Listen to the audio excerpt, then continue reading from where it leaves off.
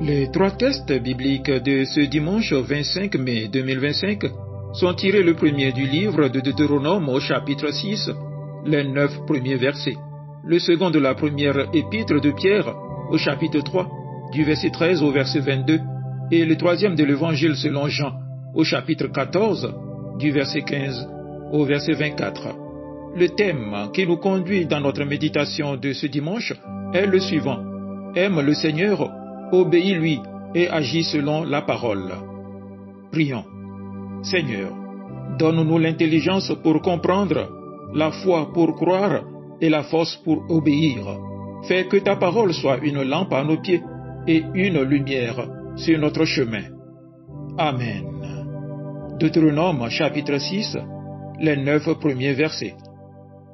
Voici les commandements, les lois et les ordonnances que l'Éternel, votre Dieu, a commandé de vous enseigner, afin que vous les mettiez en pratique dans le pays dont vous allez prendre possession, afin que tu craignes l'Éternel ton Dieu, en observant tous les jours de ta vie, toi, ton fils et le fils de ton fils, toutes les lois et tous ces commandements que je te prescris, et afin que tes jours soient prolongés. Tu les écouteras donc, Israël, et tu auras soin de les mettre en pratique, afin que tu sois heureux et que vous multipliez beaucoup, comme te l'a dit l'Éternel, le Dieu de tes pères, en te promettant un pays où coule le lait et le miel. Écoute, Israël, l'Éternel notre Dieu est le seul éternel. Tu aimeras l'Éternel ton Dieu de tout ton cœur, de toute ton âme et de toute ta force. Et ces commandements que je te donne aujourd'hui seront dans ton cœur. Tu les inculqueras à tes enfants, et tu en parleras quand tu seras dans ta maison, quand tu iras en voyage, quand tu te coucheras et quand tu te lèveras. Tu les lieras comme un signe sur tes mains, et ils seront comme des frontaux entre tes yeux.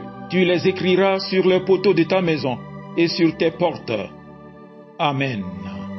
1 Pierre, chapitre 3, du verset 13 au verset 22. Et qui vous maltraitera si vous êtes zélés pour le bien. D'ailleurs, même si vous souffriez pour la justice, vous seriez heureux. N'ayez d'eux aucune crainte et ne soyez pas troublés. Mais sanctifiez dans vos cœurs Christ le Seigneur, étant toujours prêt à vous défendre avec douceur et respect devant quiconque vous demande raison de l'espérance qui est en vous, et ayant une bonne conscience, afin que là même où il vous calomnie, comme si vous étiez des malfaiteurs, ceux qui décrivent votre bonne conduite en Christ soient couverts de confusion. Car il vaut mieux souffrir, si telle est la volonté de Dieu, en faisant le bien qu'en faisant le mal.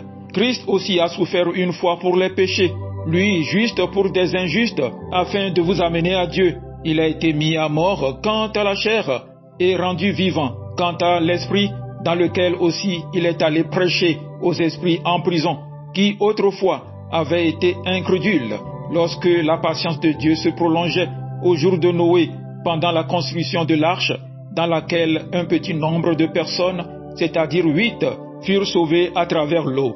Cette eau était une figure du baptême, qui n'est pas la purification des souillures du corps, mais l'engagement d'une bonne conscience envers Dieu, et qui maintenant vous sauve, vous aussi, par la résurrection de Jésus-Christ.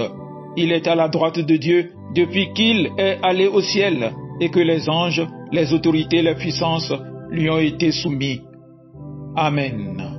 Évangile de Jean, chapitre 14, du verset 15 au verset 24. Si vous m'aimez, gardez mes commandements, et moi, je prierai le Père, et il vous donnera un autre consolateur, afin qu'il demeure éternellement avec vous, l'Esprit de vérité, que le monde ne peut recevoir, parce qu'il ne le voit point et ne le connaît point. Mais vous, vous le connaissez, car il demeure avec vous, et il sera en vous. Je ne vous laisserai pas orphelin. Je viendrai à vous encore un peu de temps, et le monde ne me verra plus. Mais vous, vous me verrez, car je vis, et vous vivrez aussi. En ce jour-là, vous connaîtrez que je suis en mon Père, que vous êtes en moi, et que je suis en vous. Celui qui a mes commandements et qui les garde, c'est celui qui m'aime, et celui qui m'aime sera aimé de mon Père. Je l'aimerai, et je me ferai connaître à lui. Jude, non pas l'Iscariote, lui dit, « Seigneur, d'où vient que tu te feras connaître à nous, et non au monde ?» Jésus lui répondit, « Si quelqu'un m'aime, il gardera ma parole, et mon Père l'aimera. Nous viendrons à lui, et nous ferons notre demeure chez lui.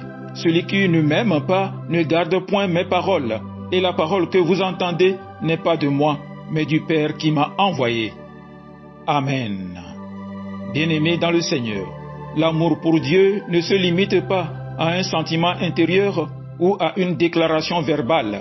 Dans la Bible, aimer Dieu est inséparable de l'obéissance à ses commandements et de la mise en pratique de sa parole. La parole de Dieu aujourd'hui nous invite à nous poser une question essentielle. Qu'est-ce que cela signifie vraiment d'aimer Dieu?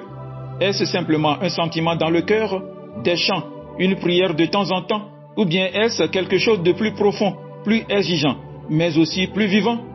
Les textes que nous avons lus nous enseignent une vérité centrale. Aimer Dieu, c'est lui obéir, c'est vivre sa parole, c'est l'incarner dans notre quotidien. Dans Deutéronome 6, le 9 premiers versets, Moïse parle au peuple d'Israël. Il est sur le point d'entrer dans la terre promise, et que leur dit-il? Écoute Israël, le Seigneur notre Dieu est le seul Seigneur. Tu aimeras le Seigneur ton Dieu de tout ton cœur, de toute ton âme et de toute ta force. Ici, aimer Dieu, ce n'est pas un amour partiel, conditionnel ou passager.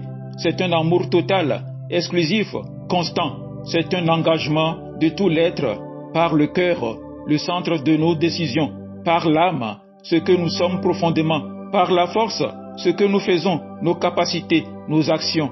Et cet amour se manifeste comment? En gardant ses commandements, en enseignant sa parole aux enfants, en l'écrivant sur les murs, en la méditant jour et nuit. Autrement dit, aimer Dieu, c'est faire de sa parole le centre de notre vie. L'apôtre Pierre, de sa part, s'adresse à des chrétiens persécutés. Il ne leur promet pas une vie facile. Il ne leur dit pas, si vous aimez Dieu, tout ira bien. Non, il dit, même si vous souffrez pour la justice, vous êtes heureux. Aimer Dieu et lui obéir n'est pas toujours populaire. Cela peut nous attirer des critiques, du rejet, même de la souffrance. Mais Pierre nous rappelle que Jésus lui-même a souffert injustement pour faire le bien, pour nous conduire à Dieu.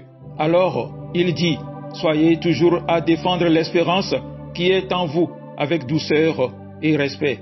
Voilà encore une action. Aimer Dieu, c'est vivre différemment. C'est répondre à la haine par la douceur, à la violence par la paix, à l'injustice par la fidélité. Et cela parce que nous savons en qui nous avons mis notre espérance. Écoutez bien ce que dit Jésus. Si vous m'aimez, vous garderez mes commandements. Il ne dit pas, si vous m'aimez, chantez beaucoup. Si vous m'aimez, dites-le souvent. Non, il dit, obéissez-moi.